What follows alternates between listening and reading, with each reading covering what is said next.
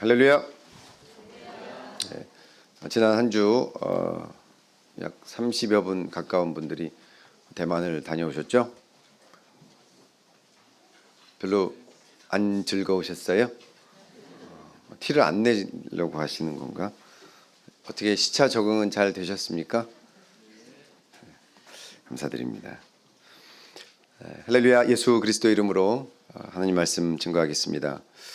오늘 본문 말씀 사도행전 21장 7절에서 14절입니다.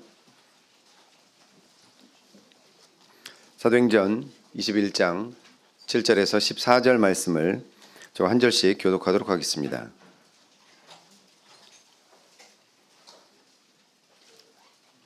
사도행전 21장 7절 제가 먼저 읽겠습니다. 두로로부터 수로를 다 행하여 돌레마이에 이르러 형제들에게 안부를 묻고 그들과 함께 하루를 있다가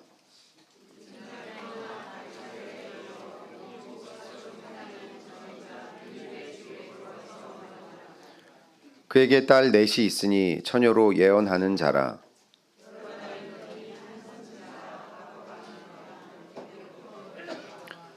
우리에게 와서 바울의 띠를 가져다가 자기 수족을 잡아매고 말하기를 성령이 말씀하시되 예루살렘에서 유대인들이 이같이 이 띠 임자를 결박하여 이방인의 손에 넘겨주리라 하거늘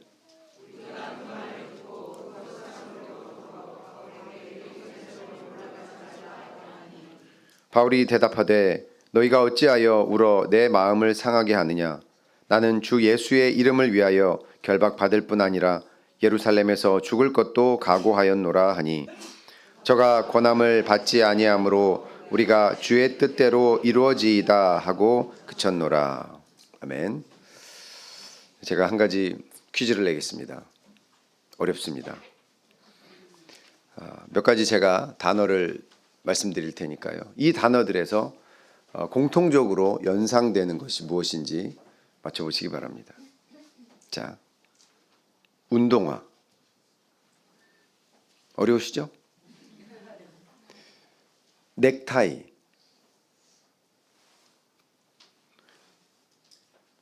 낚시. 너무 어렵죠? 텐트. 마지막으로 포장. 비슷합니다. 하나 더 드리면 스카프. 와, 역시 네, 맞습니다. 매듭입니다. 네, 다 매듭이 필요한 것들이죠. 네. 이 매듭이라는 것은 긴 끈이나 천 따위를 묶는 것을 말하죠. 그래서 묶게 되면 그 자리에 뭐가 생기죠? 바로 매듭이 생깁니다. 혹은 뭐 마디라고 불러도 좋을 것 같아요. 그래서 그것이 어떤 하나의 표시가 되죠. 왜? 그 부분만 뿔뚝 튀어나오기 때문이죠. 그리고 또한 이 매듭을 짓다라는 표현이 있습니다. 매듭을 짓는다라는 것은 어떤 일을 마무리한다라는 거죠. 그래서 우리가 살면서 이렇게 매듭을 지을 일들이 크고 작은 매듭들이 참 많이 있을 것입니다. 사도행전 21장을 보면요, 저는 하나의 매듭이 떠오릅니다. 바울의 그런 선교 활동 속에서, 그리고 사도행전 전체 속에서 21장을 보면 하나의 매듭이 떠오르는 거죠. 바울 개인의 입장에서는 21장에서 선교 여행을 마치고 돌아와서 갑자기 신분이 바뀝니다. 선교사에서 이제 죄인으로 바뀌어요. 체포가 되죠. 그래서 21장 후반부에 보면 그가 죄수의 신분으로 결박을 당합니다. 매듭과 결박은 좀 느낌은 다르지만 어쨌든 같은 행위이죠. 그래서 바울 사도는 이 세 차례의 선교 여행을 자신이 결박을 당하는 것으로 매듭 지어졌다는 것입니다. 그러나 그렇다고 해서 바울 사도가 그의 할 일이, 바울 사도의 일이 다 끝났다라는 것은 아니죠. 다만 우리가 그의 신앙의 발자취를 쭉 더듬다가 이렇게 하나의 매듭처럼 이렇게 툭 도드라진 부분이 있다라는 거죠. 그것이 이제 21장이라고 할 수 있다는 것입니다. 오늘 우리는 이 바울 사도의 인생의 한 이 매듭을 통해서 신앙생활을 바울과 같이 신앙생활을 하는 우리로서 우리가 맺어야 할 그 인생의 매듭 또 바울 사도의 신앙을 통해서 우리가 발견하고 또 추구해야 할 것은 무엇인지 함께 나눠보도록 하겠습니다. 바울은 21장에서 체포가 되죠. 그의 체포는 참 안타까운 일이지만 우리는 그 체포된 사건을 통해서 바울의 입에서 그의 신앙 고백을 들을 수가 있습니다. 사도행전 23장 보겠습니다. 사도행전 23장 1절 함께 읽겠습니다. 사도행전 23장 1절 시작.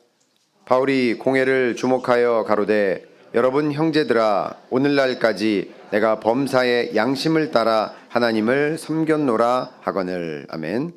바울은요 이 많은 사람들 앞에서 이렇게 말합니다. 내가 범사에 항상 양심을 따라 하나님을 섬겼노라. 양심을 따라 하나님을 섬겼다고 했습니다. 여러분 어떻게 하나님을 섬기고 계십니까? 우리는 믿음으로 하나님을 섬기지 않습니까? 바울은 양심을 따라 하나님을 섬겼다라고 말했습니다. 다시 말해서 그는 그의 양심에 찔림이 없는 양심에 거리낌이 없이 하나님을 섬겼다라는 거죠. 우리도 마땅히 이 선한 양심을 따라 신앙생활을 해야 합니다. 맞죠? 그렇다면 신앙인의 양심이란 무엇일까요? 우리의 양심 안에는 무엇이 있을까요? 우리 디모데전서 3장 8절 9절 찾겠습니다. 디모데전서 3장 8절 9절 말씀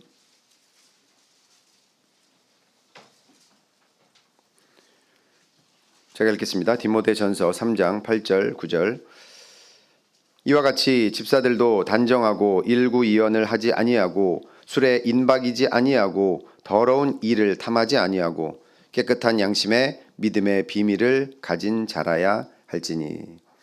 잘 아시는 것처럼 디모데전서 3장은 집사들이 갖추어야 할 그런 자격에 대해서 말씀하고 있는데요. 여기를 보면 이 집사들은 9절에 깨끗한 양심이 있어야 되고요. 그 깨끗한 양심에 그 안을 들여다보니까 뭐가 있대요? 믿음의 비밀이 있다고 합니다. 그래서 우리 집사님들은 그 양심에 믿음의 비밀이 있는 분들이세요. 이 믿음의 비밀이라는 것은 믿음이라는 비밀. 그러니까 비밀스러운 믿음. 비밀이란 무엇입니까? 이렇게 드러나지 않는 거잖아요. 분명히 있는데 감추어져 있는 것입니다. 비단 집사님들만 그래야 할까요? 우리 모든 신앙인들은 우리 양심 속에 믿음이라는 비밀이 있어야 한다는 것입니다.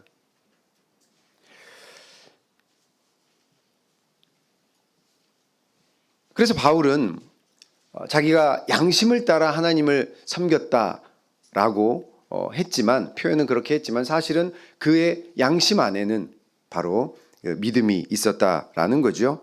그래서 바울 사도는 자기 양심대로 살아도 믿음에 위배되지 않았고 믿음대로 살아도 양심에 걸리지 않았다는 것입니다. 그런 바울이요. 그 양심을 따라 하나님을 섬기다가 결국은 이렇게 결박되었고요. 이렇게 죄수의 신분으로 고백을 했지요. 바울은 이렇게 체포되기 전에 자신이 결박당할 것을 알았을까요? 사도행전 21장 다시 본문으로 가보겠습니다. 사도행전 21장 4절을 보겠습니다. 사도행전 21장 4절 제가 읽겠습니다. 제자들을 찾아 거기서 이레를 머물더니 그 제자들이 성령의 감동으로 바울더러 예루살렘에 들어가지 말라 하더라. 예루살렘으로 가는 길에 두로라는 곳에 들렀는데요. 그곳에 있던 교회의 형제들이 나와서 바울을 말립니다. 예루살렘으로 가지 마세요. 그들이 왜 그런 얘기를 했습니까? 그 제자들이 어떻게 해요? 성령의 감동으로. 그들이 생각을 해서 아무리 봐도 지금 그 예루살렘의 상황이 좋지 않아. 바울 가면 안 될 것 같아. 가 아니라 성령의 감동으로 바울에게 들어가지 말라 이렇게 말했다는 것입니다. 비슷한 사건이 오늘 본문에서도 있었는데요. 10절부터 12절의 내용이죠. 가이사랴에 이르렀는데 10절 한 선지자 아가보라 하는 이가 유대로부터 왔습니다. 예루살렘으로부터 온 거지요. 그래놓고 그 앞에 두로에서 제자들이 했던 말과 같은 말을 합니다. 12절 보면 우리가 그 말을 듣고 그곳 사람들로 더불어 바울에게 예루살렘으로 올라가지 말라. 선지자 아가보의 말을 들은 그 주위에 있던 그 동역자들이 역시 같은 말을 합니다. 예루살렘으로 올라가지 말라. 이제 그 이유가 11절에 나오죠. 선지자 아가보가 어떤 얘기를 했습니까? 11절 우리에게 와서 바울의 띠를 가져다가 자기 수족을 잡아매고 말하기를 무엇이 말씀하시되 성령이 말씀하시되 예루살렘에서 유대인들이 이같이 이 띠 임자를 결박하여 이방인의 손에 넘겨주리라 하거늘. 그러니까 이 선지자도 그리고 두로에서의 제자들도 그들이 어떻게 바울이 결박당할 것을 알았느냐면 성령이 알려주신 것입니다. 그러니까 이것은 틀림없는 일이겠죠. 그러면 다른 어떤 사람도 아니고 성령이 알려주셨는데 이것이 절대 거짓말일 리가 없죠. 그리고 또한 이런 말을 들었으면 바울은 어떻게 해야 됩니까? 성령이 말씀하셨는데 어떻게 해야 돼요? 바울에게도 성령이 말해준 적이 있죠. 바울도 성령을 통해서 안 것이 있습니다. 사도행전 20장 보겠습니다. 사도행전 20장 22절, 23절 제가 읽겠습니다. 사도행전 20장 22절, 23절 보라 이제 나는 심령의 매임을 받아 예루살렘으로 가는데 저기서 무슨 일을 만날는지 알지 못하노라. 오직 성령이 각 성에서 내게 증거하여 결박과 환난이 나를 기다린다 하시나. 바울은 성령을 통해서 자신이 결박과 환난의 길을 갈 것이라는 것을, 결박과 환난이 있을 거라는 것을 알고 있었습니다. 그러니까 이 두로에서 제자들이 한 말들이나 가이사랴에서 선지자 아가보가 한 말이 바울에게는 새롭거나 이상하거나 놀랍게 들리지 않았다라는 거죠. 이미 자신도 알고 있었습니다. 그럼 바울이 어떻게 했습니까?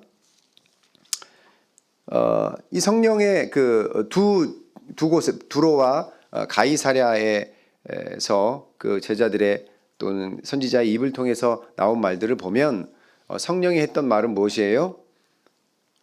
결박당할 것이다. 입니까? 아니면 가지 말라입니까? 잘 읽어보세요.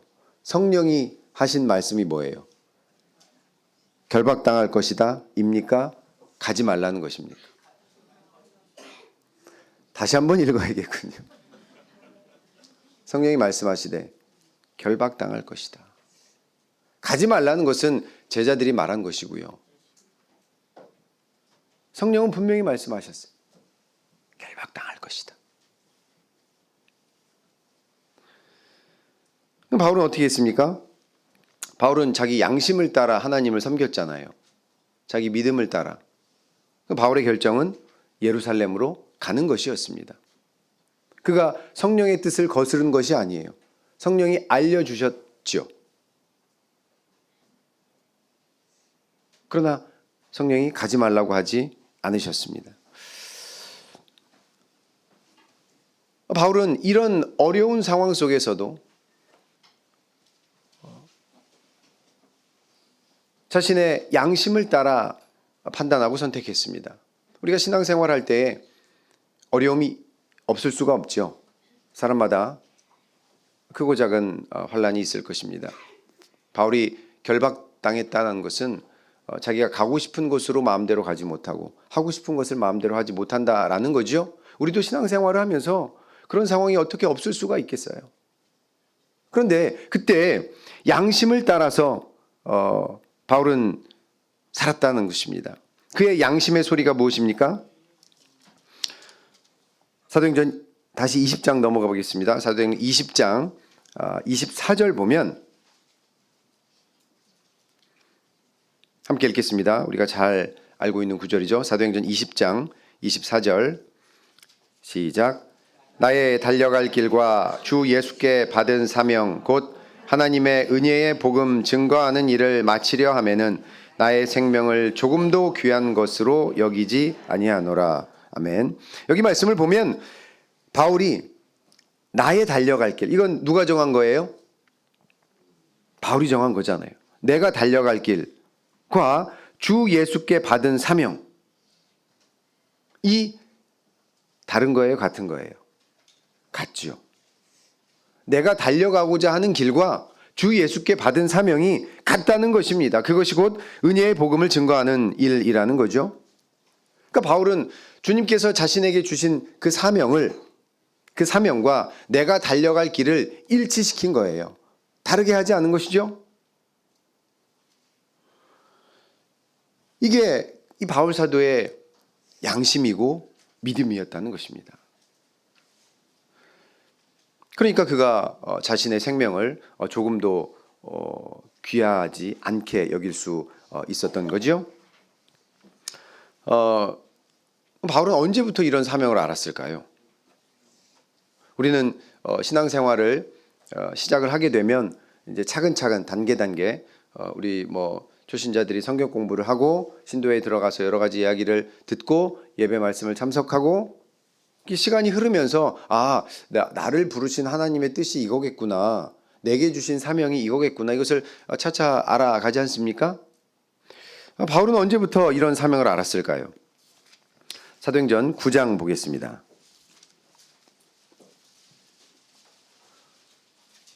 사도행전 9장 15절 16절. 사도행전 9장 15절 16절. 바울이 다메섹 도상에서 큰 빛에 의해서 눈을 앞으로 볼 수가 없었죠. 그때 어떤 집에 있었는데 아나니아가 그를 찾아옵니다. 그리고서는 그때 주님께서 아나니아에게 하신 말씀이죠. 사도행전 9장 15절 16절 제가 읽겠습니다. 주께서 가라사대 가라, 이 사람은 내 이름을 이방인과 임금들과 이스라엘 자손들 앞에 전하기 위하여 택한 나의 그릇이라. 그가 내 이름을 위하여 해를 얼마나 받아야 할 것을 내가 그에게 보이리라 하시니. 하나님께서 바울에게 네가 앞으로 얼마나 많은 해를 당할지 내가 보여줄 거야 라는 거죠. 주님께서 바울에게 말씀으로 들려주신 것이 아니라 뭐라고 돼 있어요? 보여주시겠다고 했습니다. 어떻게 보여주시는지는 모르겠어요. 듣는 거하고 보는 건 다르잖아요. 바울은 이미 봤다는 것입니다. 내가 앞으로 이 길을 갈 때 내가 얼마나 많은 환난과 핍박을 당할지를 이미 다 보고 출발한 사람이에요. 그랬던 그가 어떻게 했습니까? 이제 성령이 충만해지고 눈을 뜨게 되고 음식을 먹고 강건해지니까 20절 사도행전 9장 20절 즉시로 각 회당에서 예수의 하나님의 아들이심을 전파하니. 그가 기력을 회복하자마자 처음 한 것이 뭐예요? 복음 전파하러 다닌 거예요. 분명히 그는 주님께서 네가 앞으로 얼마나 많은 해를 당할지를 보여주셨단 말이에요. 그런데 그가 바로 이렇게 행했다는 것입니다. 두렵다고 포기한 것이 아니라 야, 네가 이 일을 겪으면 나중에 이렇게 좋은 일이 있을 거야. 그걸 보여주신 것이 아닌데도 바울은 자신이 당할 해를 보고도 이렇게 즉시로 복음을 전파했다는 것입니다. 그 어떻게 이렇게 이것이 가능했을까요? 그는 이걸 알았던 거죠. 아, 주님께서 나를 주님의 그릇으로 쓰려고 하시는구나. 주의 도구가 된다는 것은 이런 거지 라고 깨닫지 않았을까요? 그래서 우리가 택함 받는다라는 것은 그 순간 이제 나는 누구 것입니까? 하나님의 것입니다. 그래서 내 뜻대로 사는 것이 아니라 그 나라는 그릇 안에는 하나님의 뜻이 가득히 담겨 있어야 하죠. 그래야 이렇게 바울처럼 살 수가 있는 것입니다. 좀 달리 표현하자면 주님께 택함을 받은 그리스도인의 이 마음 안에는 내 생각, 내 계획, 내 지식이 들어있는 것이 아니라 주의 말씀, 주의 법이 들어 있어야 한다는 것입니다. 여러분 마음속에 주의 말씀이 들어 있습니까? 그렇게 할 때 우리가 우리의 양심대로 하나님을 섬길 수가 있는 거지요. 그러한 삶이 바로 주님의 말씀이 내 발에 등이 되고 내 길에 빛이 되는 그런 삶 아니겠습니까? 그럼 어떻게 그 주의 말씀이 내 마음 안에 들어올 수 있을까요? 어떻게 하면 돼요? 아동부 열심히 잘하는 거 있잖아요. 암송, 그렇죠. 암송만 하면 들어오나요? 그 암송하는 사람은 암송한 구절대로 살아가나요? 암송도 중요하지요. 그러나 더 중요한 것이 있습니다. 에스겔 36장 보겠습니다. 에스겔서 36장 26절, 27절 보겠습니다.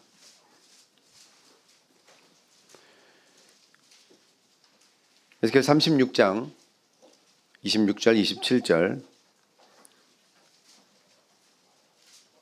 우리가 자주 봤던 구절이고 또한 암송도 했던 구절입니다. 에스겔 구약성경 1208쪽입니다. 에스겔 37장 26절, 27절 제가 읽겠습니다.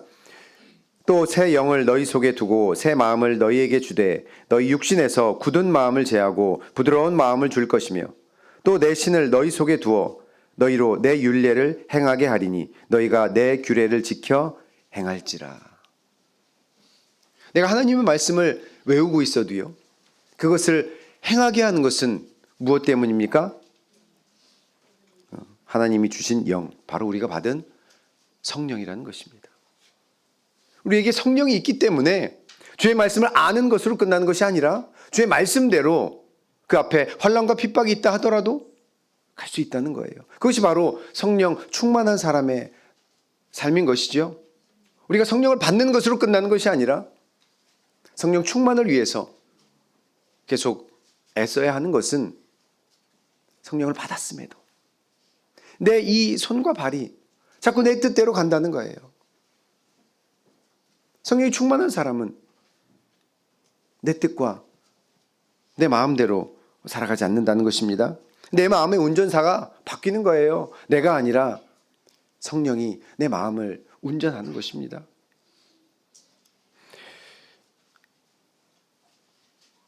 말씀이 여러분의 삶을 인도하는 삶을 살고 계십니까? 우리가 평안할 때는 그렇게 사는 것 같죠.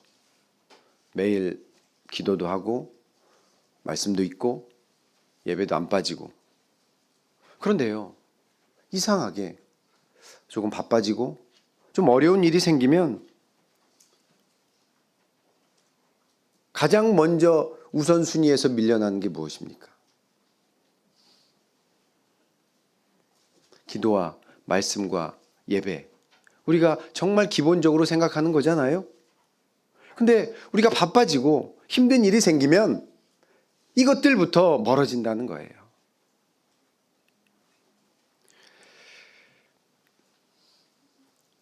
우리가 주의 말씀대로 정말 살아가고 있는지는 이 바울처럼 환난을 맞이했을 때 드러나는 것입니다. 그래서 하나님께서는 고난을 통해서 우리의 마음속에 그 말씀이 있는지를 시험하신다는 거예요. 사람마다 그 때는 다르겠죠. 횟수도 다를 것이고 기간도 다를 것입니다. 그래서 우리가요, 할 수 있을 때 이 기도와 말씀과 예배를 소홀히 해서는 안 되는 거죠. 이건 애써야 하는 것입니다. 아직 1월입니다. 대부분 통독진도 밀리지 않으셨죠?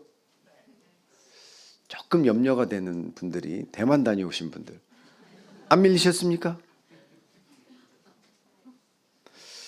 1년을 이렇게 쭉 보면 이렇게 고비의 순간들이 있어요. 2번의 큰 명절, 여름 휴가, 고비입니다. 위기예요. 벌써 위기가 왔습니까? 1월은 좀 곤란한데. 우리의 성령 충만함, 또 말씀에 매이는 그런 삶을 방해하는 요소가 너무너무 많다는 거예요. 근데 정말 우리가 특히 주의하고 애써야 될 부분이 내 삶을 바쁘지 않게 하는 것입니다. 아유, 바빠서 기도 못했어요. 아이고, 바빠서 못 읽었네. 아이고, 바빠서 깜빡했네. 아이고, 바빠서 늦었네. 이 바쁨이라는 녀석이 우리를 참 영적으로 빈곤하게 만듭니다. 바쁘게 살면 내가 뭔가 하는 것 같죠. 하루가 뿌듯한 것 같죠. 바쁠수록 잠자리 들기 전에 한번 기도해 보세요. 내가 오늘 하루를 정말 하나님 앞에 부끄러움 없이 살았던가? 바빴는데 부끄러움 없이 살았는가? 이 바쁘다는 것이요, 요즘 내가 영성 관리가 안 돼 라는 말과 동의어가 되지 않아야 할 것입니다. 우리가 아무리 바빠도요, 기도와 말씀과 예배에 소홀히 하지 않아야 정말 기도와 예배와 말씀이 필요한 그런 환난이 왔을 때 지킬 수 있다는 것입니다. 우리가 기도와 말씀과 예배를 지킬 때 환난 속에서 그 기도와 예배와 말씀이 우리를 지켜준다는 거예요. 그러지 않으면 정말 그런 어려움이 왔을 때요, 이 신앙이 1순위로 밀려버립니다. 그래서 성령이 충만하지 않으면 이 환난이라는 것은 마치 내가 그동안 따라갔던 내 인생의 북극성, 내 인생의 나침반, 내 인생의 이 내비게이션을 이 환난이 오면 다 먹통으로 만들어 버립니다. 근데 이 환난 누가 주시는 거예요? 하나님께서는 이 환난을 통해서 내가 그동안 보고 쫓아왔던 그런 것들, 나침반, 내비게이션, 하나님 말씀이 아니라 그런 거를 다 먹통으로 만들어 버리신다고요. 그리고 나서 물으십니다. 너 이제 어떻게 살래? 너 이제 어떻게 살래? 그러니까 환난은 주님께서 우리에게 던지시는 질문이라는 것입니다. 바울은 이 주님께서 던지는 이 질문 앞에 뭐라고 대답했습니까? 다시 본문 말씀 13절 보겠습니다. 사도행전 21장 13절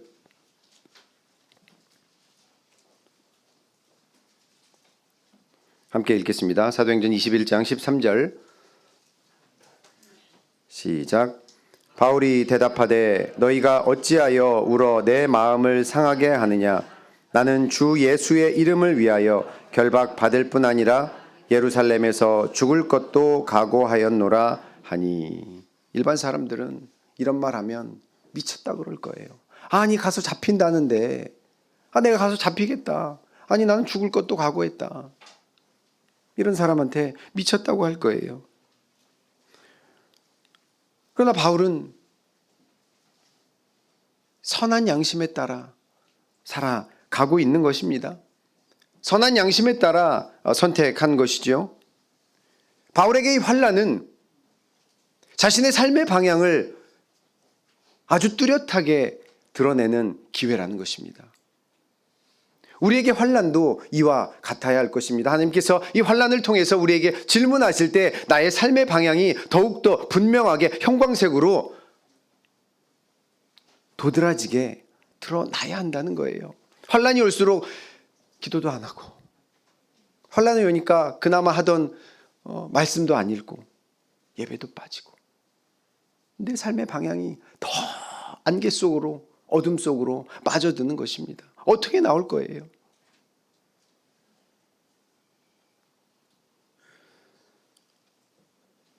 저는 이 13절 바울의 이 각오를 읽을 때 박필선 목자님이 생각이 납니다. 잘 간증을 여러 차례 또 읽고 들으셔서 아시겠지만 그분이 순교하신 때가 1951년이지요.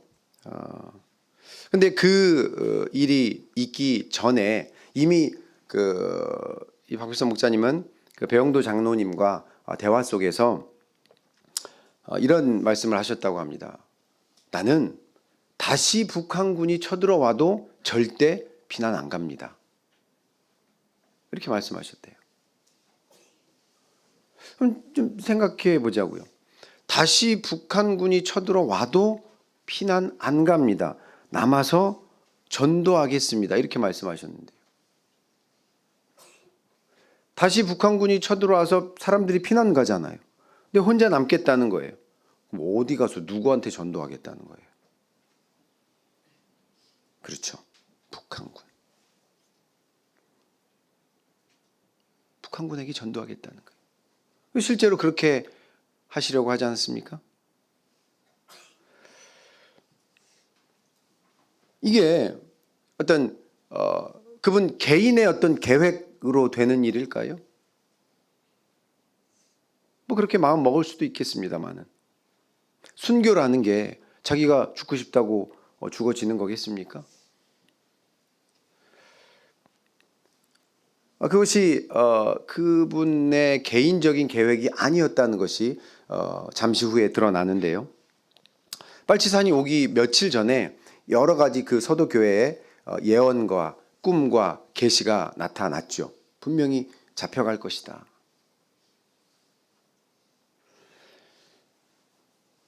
그런데 박필선 목자님은 그날 끌려가시지 않았습니다. 끌려가신 게 아니에요. 왜냐하면 당시 조옥순 자매님이 빨치산과 안면이 있어서 어떻게 했어요? 그래 뭐 물건은 가져갈 수 있지만 사람들은 그 해하지 못하도록 이렇게 간신히 막아놨어요. 근데 그때 박필선 목자님 뭐하고 계셨어요? 성경책 들고 신발 신고 계셨어요. 끌려가신 게 아닙니다.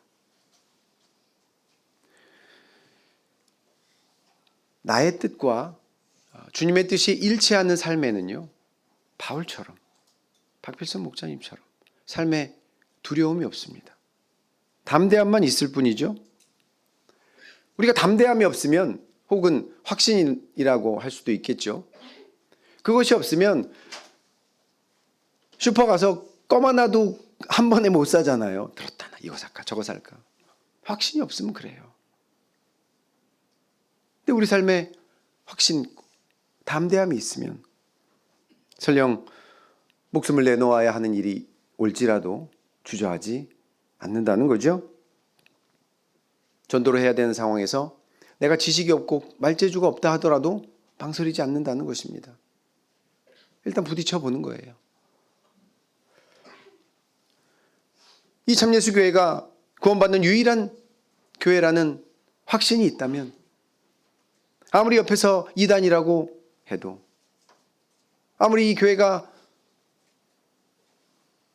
작고 가난해도 절대 떠나지 않는 것이죠.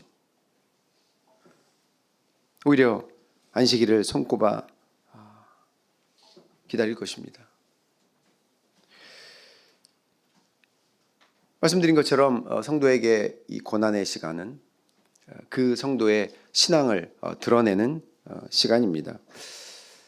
박필선 목사님이 끌려가시고 나서 교회가 무엇 했습니까? 기도했죠.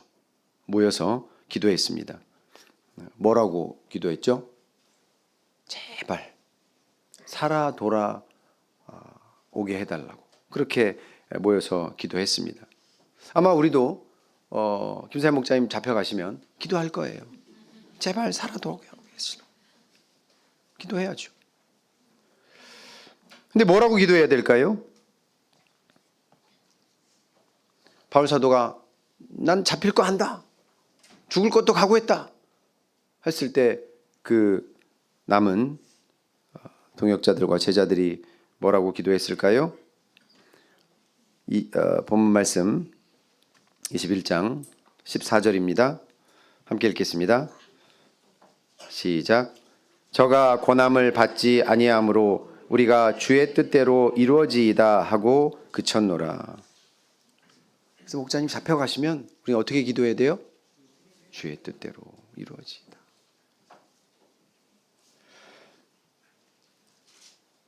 우리에게 일어나는 모든 일은 하나님께서 주신 일입니다. 그렇기 때문에 그 일에는 당연히 주님께서 주신 그 뜻이 있다는 거죠. 그래서 우리가 신앙생활을 하며 겪는 어려움을 만날 때 마땅히 먼저는 주의 뜻대로 이루어지이다 라고 기도하는 것입니다. 이 환난을 통해서 또 나를 통해서 주의 뜻을 이루소서. 이 교회에 우리 교회가 맡고 있는 어려움이 있다면 주님 이 어려움을 통해서 주의 뜻을 이루소서. 이렇게 기도해야 하는 거지요. 이것은 마치 예수님께서 겟세마네 동산에서 한 기도와 마찬가지죠. 이런 기도는 주님을 절대 신뢰하는 믿음에서 나오는 기도 아니겠습니까? 절대 신뢰하는 그런 삶 속의 기도라는 것입니다. 우리가 사는 세상은 갈수록 더 불확실한 세상입니다. 심지어 날씨 예보조차도 확률이 떨어져요. 언제 어디서 재난이 일어날지 예측이 어려워지는 시대에 살고 있습니다. 사람들의 생각은요, 이제 앞으로 살기 어려우니, 어떤 희망을 찾기 어려우니, 확실한 것이 없으니 돈에 매달리고 현재를 즐기는 것에 매달리고 있지 않습니까? 얼마 전에 학생부 영어회가 있었잖아요. 거기에 이제 막 교회 다닌 지 6개월도 채 되지 않는 학생이 하나 있었습니다. 뭐 세례도 아직 안 받았고요. 근데 이제 친구 손에 끌려서 영혼회에 왔어요. 그래서 그 친구하고 이런저런 얘기를 하다가 보니까 이 친구가 이제 20살 되는군요. 되는데 이미 당연하죠. 세상의 생각에 아주 쩌들어 있어요.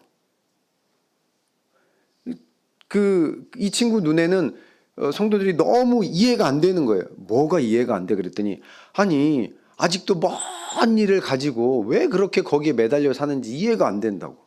당장 내년 다음 달 일도 자기는 모르고 그걸 어떻게 살아가야 될지 고민하고 있는데 저 사람들은 죽은 다음에 일을 고민하고 있으니 얼마나 답답해 보이냐는 거예요. 그 친구가 답답하게 느껴지시죠? 세상이 그렇다는 것입니다. 근데 우리는 너무나 멀리 있는, 언제 올지 모르는 그런 일을 위해서 살아가는 사람들이 아니죠? 그러면 지금 아동부는 어떻게 살아요? 수십 년을. 아이고. 언제 죽을지 몰라서 이렇게 믿고 살아가라는 것이 아니라 우리가 하루를 살아도 어떻게 해요? 선한 양심대로, 믿음대로 살아가야 하루하루가 즐거운 거잖아요. 믿음은 바라는 것의 실상이라고 했습니다. 바라는 것의 실상. 이 실상은 어떤 실체가 있다는 거예요. 혹은 어떤 토대가 된다는 것입니다. 그냥 막연한 바람이 아니라는 거예요. 믿음은 바라는 것의 기반, 토대라는 거예요. 그러니까 믿음이 굳건한 사람은 그 소망도 확실합니다. 저 사람 왜 이렇게 소망이 나 분명히 천국 갈 거야. 천국 가고 싶어. 천국은 분명히 있어. 이렇게 소망이 확실한 사람을 들여다보니까 그 안에 믿음이 반석과 같다는 거예요. 이런 소망이 어떻게 생긴 것입니까? 주님께서 우리에게 주신 약속을 믿었기 때문이죠. 그 주님의 약속을 절대 신뢰하는 것입니다. 주님의 약속을 절대 신뢰하는 인생은 믿음대로 살아도, 양심대로 살아도 삶의 방향이 절대 흐려지지 않는 것이죠. 그런 사람의 뜻이 주님의 뜻과 일치하는 삶인 것입니다. 기독교 변증가인 루이스라는 사람은 이렇게 책에 썼다고 합니다. 결국에는 두 종류의 사람이 있을 뿐이다. 즉 하나님께 당신의 뜻이 이루어지이다 라고 말하는 사람과 마지막에 하나님께서 네 뜻대로 이루어질지어다 라고 말씀하실 사람이다. 어떻게 사는 것이 주의 뜻대로 사는 것일까요? 이렇게 바울처럼, 사도들처럼 순교하는 것일까요? 순교에는 세 가지가 있다고 합니다. 이렇게 피를 흘리며 죽는 적색 순교가 있고요. 그 다음에 나 혼자 저기 깊은 산속이나 사람 없는 곳에 가서 혼자서 신앙 지키며 살아가는 백색 순교. 그리고 하나님의 사명을 감당하며 살아가는 녹색 순교가 있다고 합니다. 우리는 어떤 순교를 해야 합니까? 적색 순교 하고 싶으신 분 계세요? 마음대로 안 되잖아요. 우리는 녹색 순교를 해야겠죠. 제가 케냐를 다녀와서 잠깐 그날 말씀을 보고할 때 말씀을 드렸는데요. 이 케냐의 집사님들이 참 헌신하는 삶을 살고 계십니다. 며칠 전에도 연락이 왔는데요. 참 제가 뭐라고 어떻게 답을 해야 할지, 물론 영어가 안 돼서도 그렇지만 정말 자기들은 열심히 한대요. 그 연총에서 시키는 사역 열심히 한대요. 그런데요, 하면 할수록 자기 가족이 어렵대요. 열심히 주의 일을 하는데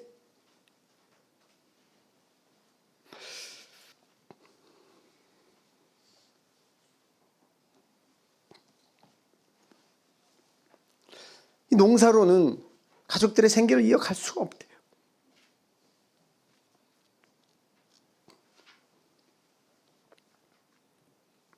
삶이 전쟁과 같다고 그러시더라고요. 이분들은요, 굳이 다른 나라 선교 가지 않아도 그 어려운 상황 속에서 자기 신앙만 붙들고 살아도 그게 순교하는 자의 삶 아니겠습니까?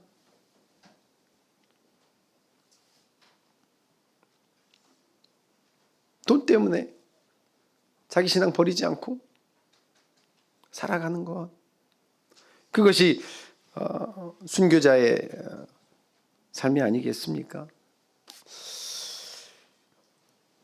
주님 뜻대로 사는 것은요, 대체로 그렇죠. 우리가 바라는 것들과는 거리가 좀 먼 것 같습니다. 왜냐하면 삶의 여러 가지 즐거움들을 포기해야 되잖아요. 그래서 주님은 우리에게 이렇게 물으시는 것 같습니다. 나사로처럼 살래? 부자처럼 살래? 어떻게 사시겠습니까?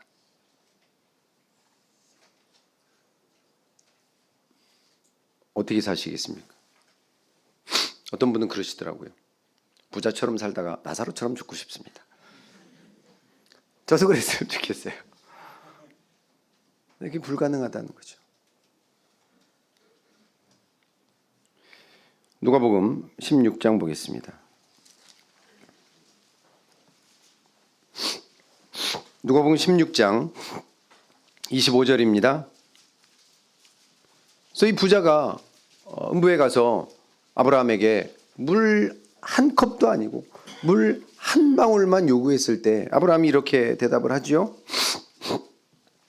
누가복음 16장 25절 제가 읽겠습니다. 아브라함이 가로되 예 너는 살았을 때에 내 좋은 것을 받았고 나사로는 고난을 받았으니 이것을 기억하라. 이제 저는 여기서 위로를 받고 너는 고민을 받느니라. 이것을 기억하래요. 너는 살았을 때 네가 좋아하는 거 받았잖아. 다시 말해서 네 뜻대로 살았잖아. 자기 뜻대로 사는 삶. 그리고 이 고난은 하나님께서 주신 거잖아요. 내 뜻대로 사는 삶을 살겠습니까? 주님께서 주시는 삶을 살겠습니까?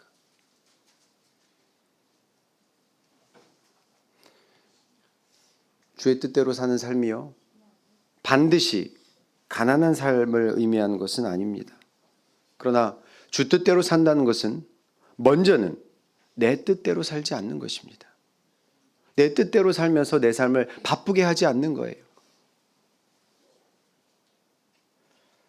그렇게 되면 환난이 왔을 때 우리는 방향을 잃어버립니다. 환난 앞에서 주의 뜻대로 이루어지이다 라고 기도하는 것은 모든 걸 다 포기하고 모르겠습니다, 이런 무기력한 모습이 아니에요. 오히려 그 환난 앞에서 이것이 주님께서 내게 주신 분명한 뜻이군요. 내가 주님께 택함 받은 사람이 맞군요. 내가 그 주님께 받은 대로, 주님께서 뜻하신 대로 살아가겠습니다. 육체는 힘들지만 내가 분명하게 보여드리겠습니다 라고 할 수 있는 기회라는 것입니다. 그래서 환난 가운데 주의 뜻대로 이루어지이다 라는 말씀은 평안한 성도들의 말이라는 것입니다. 바라옵기는 항상 우리가 기도와 말씀과 예배를 통해서 성령이 충만하고요, 하나님의 뜻을 알아서 이 환난 가운데서도 내 신앙의 단단한 매듭을 맬 수 있는 저와 여러분 되기를 주님의 이름으로 축원합니다. 묵도하겠습니다.